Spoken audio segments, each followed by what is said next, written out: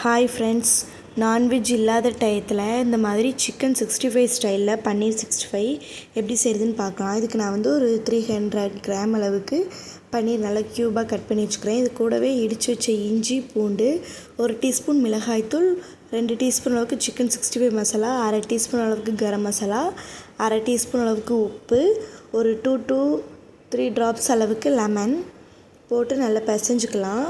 நல்லா பிசைஞ்சதுக்கப்புறமா கொஞ்சம் கொஞ்சமாக தண்ணி தெளித்து விட்டு பிசைஞ்சிக்கோங்க. இது கூடவே நான் மசாலா உதிராமல் இருக்கிறதுக்கு கொஞ்சமாக மைதா சேர்த்துக்கிறேன்.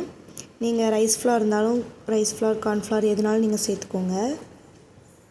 இந்த மாதிரி கொஞ்சமாக சேர்த்து நல்லா பிசைஞ்சு மேரினேட் பண்ணி ஒரு 10 to 15 மினிட்ஸ் ரெஸ்ட்டில் விட்டுருங்க. இப்போ கடாயில் எண்ணெய் சேர்த்து ஒரு பீஸாக போட்டுக்கோங்க. போட்டதும் இதை பரட்டி விடாமல் ஒரு 2 மினிட்ஸ்க்கு அப்புறம் பரட்டி விடுங்க. நல்லா கலர் சேஞ்ச் ஆகி வரணும்.